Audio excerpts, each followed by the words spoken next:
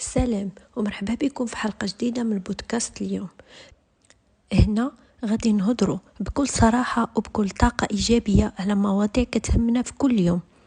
تحفيز، عبر ونصائح بسيطة تقدر تبدل نهارك كامل. ودابا غنقول لك جيب شي حاجة دافية تشربها وخذ نفس عميق وارتاح وخلي ودنيك معايا، لأن هادشي اللي غادي نقول يمكن يكون بالضبط اللي كنتي محتاج تسمعه اليوم. حاس براسك واقف بلاصتك كتحس الوقت كيدوز وانت ما كتعمل والو. هاد القناة ليك انت بالضبط. هنا غادي تلقى نصائح سريعة وواقعية وغتوصلك لعقلك قبل قلبك. غنسولك شحال من مرة قلتي غدا غنبدا؟ ايوا دابا جا الوقت تبدا. حيد شوية من التليفون وركز على راسك، احلامك، مستقبلك. كل فيديو هنا هو دفعة صغيرة ولكن تقدر تبدل حياتك كاملة. تابعني وخلي البداية تكون من هنا. اجي نفيقو، راه الوقت كيدوز، حنا باقي كنتسناو الظروف تكون مثاليه وباقي كنقلبوا على الوقت المناسب. واسمحوا لي نقول لكم الحقيقه، ما كاين لا وقت مناسب لا ظروف مثاليه، كاين غير دابا. اللي باغي يبدل حياته ما كيتسناش، كيبدا اليوم باللي عنده. الحياه ما كتسناش، كتجري. انت يا اما كتجري معاها يا اما كتشوفها كتفلس من بين يديك. الواقع ديال دابا هو دابا كلشي باغي ينجح، كلشي باغي يعيش مزيان، ولكن القليل اللي باغي يضرب تمار عليها ديال بصح. كنقلبوا على الطريق السهل، على الشهرة، على الفلوس السريعة اللي يشدوها في يدنا دغيا، ولكن نسينا الاساس، الاستمرار والصبر. كتلقى شي واحد كيبدا مشروع نهار الاثنين وباغي يولي مليونير نهار الجمعة.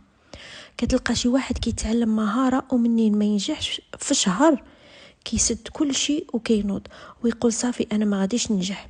لا خوتي، ماشي هيدا، سمعوني، ما كتابتش لانك بزاف مستعجل. النجاح ما كيجيش بسرعه، النجاح هو واحد القصه فيها تعب ودموع ومحاولات وفشل بزاف، ولكن كاينه النتيجه في الاخر اللي كيصبر.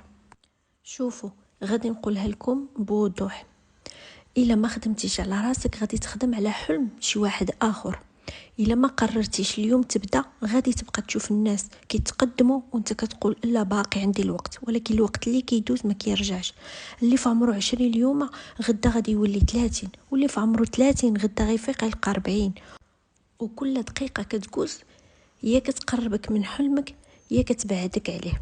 فاختار واش تبغي تبقى كتسنى ولا تبغي تفيق وتجوز تخدم. نعطيك نصائح اللي تقدر تبدا بهم. اول حاجه، كتب حلمك في ورقه ماشي في الميموار ديال التليفون، كتبها بيدك.